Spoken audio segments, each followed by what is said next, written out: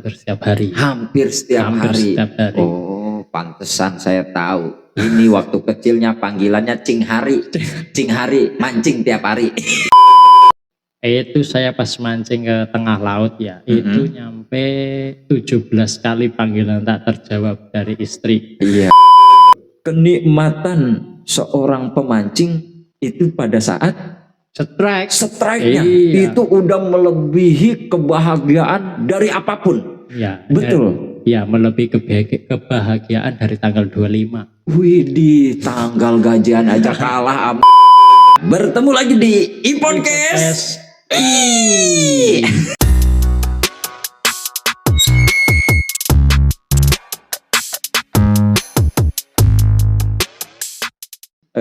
Kalau orang biasa seneng sama ikan, ya berarti memancing juga menjadi hobi enggak nih? Kalau mancing, saya itu malah dari kecil, Mas. Dari kecil udah seneng mancing. Iya. Mancing apa nih? Mancing keributan, kemarahan orang tua, masyarakat. Mancing tetangga. Lebu. Pakai apa? Biasa joran. Kalau kecil mah jorannya ya joran itu nggak usah beli, motong aja pakai itu. Pakai bambu ya. Enggak. Atau patahan bambu. Enggak, itu terlalu susah bikinnya. Berarti pakai ada apa? Yang lebih simpel lagi. Pakai apa? Pakai batang pohon salak. Batang pohon salak. Iya. Itu kan udah kayak tegek. Udah kayak joran lah. Iya. Udah tinggal itu tinggal apa? Daunnya itu buat jemur sehari buat mancing, udah kelar. Dari kecil emang udah seneng mancing. Udah seneng mancing. Itu biasanya orang kan mancing, ada yang seneng mancingnya itu, ada yang seneng di laut, ada yang mancing di sungai ya. Ada yang di empang, ada yang di sawah, di sawah sekalipun ada. Bahkan di got aja, di got ada. Mancing ikan cere di got. Ini ikan sepat. Nah itu, nah ini lebih di mana nih? Atau seiring perjalanan berbeda-beda tingkat hobi mancing? Kalau saya hobinya mancing di ikan liar aja. Ikan liar, mau itu di kali, mau di kali, mau di laut, mau di sawah. Pokoknya ikannya liar. Kalau di pemancingan saya kurang senang. Nah, ini ya emang hobi orang yang mancing ini sudut pandangnya beda-beda ya. Kalau orang yang biasa main di alam liar, di ikan-ikan liar, mungkin ngelihat orang yang mancing di pemancingan udah kayak orang mancing di mana? Udah kayak orang mancing di akuarium. Orang mancing di kolam sendiri. Iya, di kolam sendiri. Orang udah pasti ada ikannya. Iya, ikannya udah ada, dia yang numpain ya, udah emang jelas ada di mancing. Kurang Oh iya, nah ini berarti emang masing-masing orang beda ya. Ada yang emang seneng di pemancingan ya karena emang di saat strike-nya katanya ya. Iya. Kenikmatan seorang pemancing itu pada saat strike-nya itu udah melebihi kebahagiaan dari apapun. Iya. Betul. Iya, melebihi kebahagiaan dari tanggal 25. Wih, di tanggal gajian aja kalah sama strike, pancingnya didudut sama ikan cere. Nah, selama perjalanan mancing nih, ini nggak apa-apa ya kita dari ikan karena ini masih menyangkut ke ikan. Nah, ini silakan. Waduh, seret begini bintang tamu nih. Berkah. Bismillah. Alhamdulillah. Mancing nih ya. Mancing ini kan apa ya? Mungkin di sela-sela rapatnya atau jadwal pekerjaan yang begitu padat, berarti ini bisa berapa bulan sekali atau berapa lama sekali untuk jadwal mancing? Kalau jadwal mancing itu Kalau pas kecil ya, saya hampir setiap hari. Hampir setiap hari. Oh, pantesan saya tahu. Ini waktu kecilnya panggilannya Cing Hari. Cing Hari mancing tiap hari. Iya, mancing tiap hari tuh. Pulang sekolah mancing. Iya. Terus setelah gede, dewasa, terus sudah kerja, paling mancing ya seminggu sekali, 2 minggu sekali. Widih, yang pasti itu dalam sebulan pasti mancing. Pasti mancing. Sebenarnya tujuan mancing apa sih? Ngilangin stres aja. Satu, ngilangin stres. Kalau dari hasil yang diambil nih atau hasil ikannya itu menjadi pokok utama enggak sih sebenarnya? Misalnya, aduh hari ini nggak ada lauk nih buat makan. Mancing Enggak.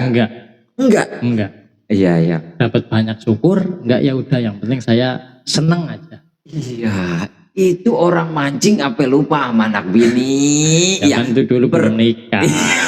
Pernah kejadian HP dibuka berapa kali miss call? Itu saya pas mancing ke tengah laut ya, itu nyampe 17 kali panggilan tak terjawab dari istri. Iya. Karena kita tengah laut kan gak ada sinyal. Nggak ada sinyal. Ya, pas turun ke darat udah WA itu panggilan tak terjawab 17 kali. Ya. Itu pun posisinya pas udah di darat. Iya. Pada saat di tengah laut mancing mah udah fokus tuh, udah nggak ada lagi HP SMS ataupun WA. Nggak ada yang masuk. Iya. Jadi bener-bener fokus mancing. Wih. Kadang mancing itu hasil ikannya tuh nggak masalah, cuma kadang ngebasonya habis 3 mangkok, samsu habis 4 bungkus. Bekalnya. Iya, belum bekal. Tapi biasa ya sama tim lah ya. Nah, terakhir kali mancing kapan? Terakhir mancing sekarang udah lama sih, soalnya mungkin istri saya terlalu khawatir ya sama saya ya kalau mancing di laut. Iya. Makanya dibilang hampir pensiun dari dunia mancing. Iya. Kenapa tuh? Ya, kekhawatirannya khawatir apa? Takut takut kecebur di laut. Oh, kirain takut dicipok ikan. Itu berarti istri saya. Iya, istri saya perhatian sama saya. Iya. Cemburu, ya hatinya terbagi oleh ikan-ikan di laut. Iya. Berarti berarti tahu nih informasi yang 71 pemancing di Sukabumi ya itu. Oh ya, di berita kemarin. Iya, itu dapat hantaman ombak besar sehingga harus dievakuasi menggunakan 3 helikopter. Iya. Nah, bagi seorang pemancing ya ini pasti merasakan lagi asik-asiknya mancing mungkin ya. Terus tiba-tiba ada badai atau ombak besar, atau pernah ngalamin seperti itu juga? Pernah. Nah, kalau mancing biasanya siang atau malam? Malam pernah, siang pernah. Oh iya, tapi lebih enak mana? Lebih enak kalau mancing itu malam. Malam lebih adem ya, teduh ya. Tapi pernah sampai ada ombak besar gitu? Ya, ombak besar pernah, tapi kan kapal nyampe nggak terguling. Iya. Tapi emang selalu stay di kapal? Enggak juga. Kalau misal ada bagan ya kita ke bagan. Kalau misal nggak ada ya kita di kapal. Nah, pesan nih untuk para mancing mania untuk menghindari seperti terjadinya insiden yang di Sukabumi itu apa nih? Barangkali pesannya apa? Kalau mancing ingat waktu gitu. Kalau jangan lupa diri. Kalau pesan itu kita harus tahu kondisi cuaca. Iya. Dan lebih detailnya lagi tanya sama komandannya. Kan ada komandan nih yang bawa kapalnya itu. Dia kan tahu. Iya. Cuacanya akan seperti apa, terus ikannya lagi banyak apa enggak, terus airnya lagi pasang apa surut, itu kan dia tahu. Dia lebih tahu. Oh, jadi sebelum kita melakukan perjalanan mancing atau mau mancing, kita harus konsul dulu nih apa nanti tadi bahasa komandan, kapten si kapal tersebut. Nah itu sharing atau konsultasinya pada saat kita udah di lokasi atau sebelum jauh berarti kita harus udah punya kontak nomor si orang tersebut. Oh gitu, waduh. Kita harus kontak misal 2 minggu apa seminggu sebelum, udah kontak dulu. Mau mancing nih minggu depan, cuaca seperti apa, bagus enggak, kan nanti dikasih tahu. Nih ada pengalaman. Tapi itu kan tergantung kaptennya abal-abal apa enggak. Iya, wah harus pilih-pilih ini juga. Kalau yang penting ada tarikan, cabut. Yang penting ada penumpang, ayo. Kalau misalnya emang bener-bener kapten yang nggak abal-abal ya, dia kalau misal cuaca buruk, ikannya nggak banyak, dia jangan sekarang, pasti bilang gitu. Kalau yang abal-abal mau besok mau mancing, udah ayo gitu. Jadi tetap ya safety nomor 1, number 1. Itu yang paling utama, mau dalam aktivitas apapun ya, sekalipun mancing sekalipun itu tetap nomor 1 diutamakan. Nah, perasaan pertama kali Aji mancing di tengah laut apa yang dirasa? Yang saya rasakan itu pusing. Iya.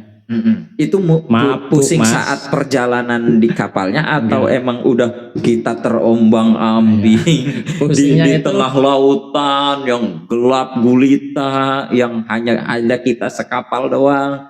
Itu pusingnya ketika kapal itu udah berhenti terombang-ambing di tengah lautan, mata kita melek tapi gelap kayak orang buta. Orang yang lihat apa-apa itu pusingnya di situ.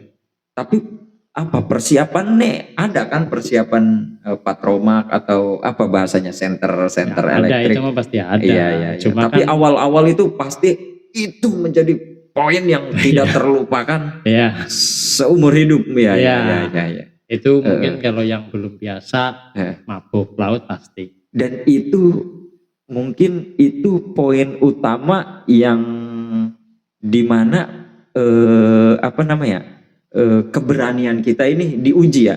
Mungkin yang tidak kuat terhadap tadi kondisi gelap di lautan lepas itu mungkin kapok mungkin ya. Nangis bisa kali. Bisa. Soalnya apa? Sinyal nggak ada. Namanya mabuk di laut. Sekali mabuk kalau yang gak kuat bisa nyampe sehari semalam. Itu udah full mabuk. Solusinya apa? Tidur. Kalau bisa tidur. Itu ngerasain mabuk juga dulu awal-awal? Mabuk saya. Bener sehari? Itu saya mabuk malam. Cuma pas gelapnya doang. Kalau pas sudah pagi, udah pagi kan udah lihat ke sekitar udah terang itu udah gak mabuk lagi.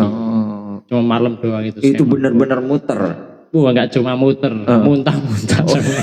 Isi perut habis semua. Ada juga yang teman saya benar-benar di laut mabuk nyampe pulang. Terus besoknya ikut lagi nggak? Enggak, kapok. Berarti benar-benar orang-orang yang secara teruji dari pengalaman di awal tersebut.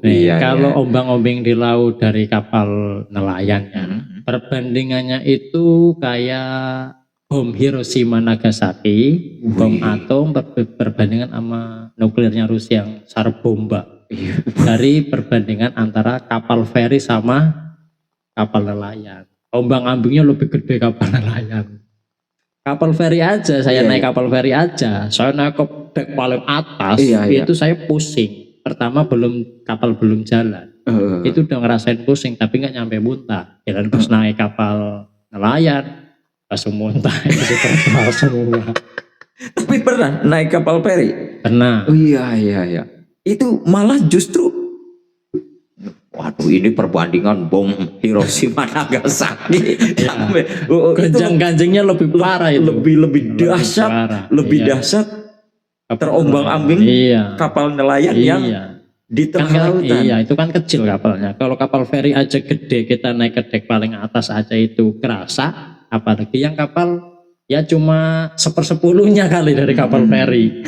Ya itu lebih Parah, lebih parah. Waduh. Aku bagai nelayan. Saya nggak bawa receh. Ya udah. Ngamen. Luar biasa.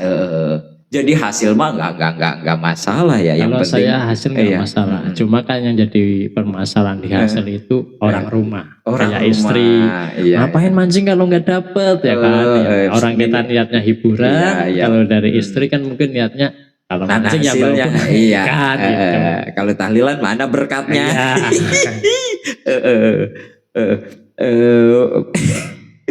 Berarti ya minimal bawalah. Kalau kita lihat yang pantesan ya, yang mancing mania di laut ya, mancing nih dapet itu ikannya kadang dilepas ya. Ya karena emang nggak jadi tujuan utama. Yang penting strike-nya itu. Strike-nya. Ada strike, senang. Kalau kita emang niatnya cuma senang aja buat ngilangin stres aja, ya udah. Biasanya ikan kecil-kecil dibuang lagi. Kalau ikan gede biasanya bawa pulang. Iya. Nah itu kalau dapat banyak, tetangga sering dikasih juga. Atau ini juga bakar-bakar sama teman-teman biasanya sekomplek. Gitu. Biasanya saya bagi-bagiin ke tetangga. Saya ngambil cuma beberapa ekor. Iya, seperlunya aja. Kalau dulu pernah kita mancing di daerah mana itu, masih Kerawang. Itu di Bagan ya, itu hampir 2 ember saya dapat. Tapi ikannya nggak terlalu gede, masih kecil ya, ukuran 3-4 jari. Itu saya kasih ke ibu kontrakan, dulu saya masih ngontrak. Saya cuma ngambil berapa ekor doang. Ya ibu kontrakan seneng dong kan, mumpung lagi bangun ada tukang buat lauk tukangnya. Nah ada nggak pantangan ikan-ikan yang nggak boleh, atau pada saat mancing terus dapat ikan apa atau jenis ikan apa yang emang nggak boleh diambil gitu? Enggak sih. Kalau ikan buntel doang. Ikan buntel itu kenapa tuh nggak boleh diambil? Ya kan beracun itu. Oh beracun. Iya. Yang khusus orang-orang yang bisa masak aja. Ada nggak kejadian pada saat mancing, barangkali mancing udah bawa 5 joran, pas sampai tempat mancing penurnya pada putus, akhirnya gagal mancing, cuma numpang tidur doang? Pernah saya pulang kerja, nekat mancing, di sana itu sepi ikannya. Saya tidur di tengah laut, udah tidur aja. Iya, tapi sama teman-teman? 2 orang doang. Oh cuma 2 orang. Akhirnya mancing nggak, coba tidur doang. Iya. Terus teman yang satu tidur juga. Akhirnya balik nggak bawa apa-apa. Udah pulang aja. Udah bangun, udah siang itu. Namanya lautan panas. Udah mukanya tutup pakai kain, pakai jaket. Udah tidur aja. Cempor dong. Aduh. Tapi nggak apa-apa ya. Itulah suka duka dalam memancing. Tapi lebih banyak sukanya apa lebih banyak dukanya nih? 50-50. Kalau lebih sukanya itu ya mancing, kita strike banyak, kita seneng. Kalau pas lagi enggak, udah gitu. Iya. Waduh.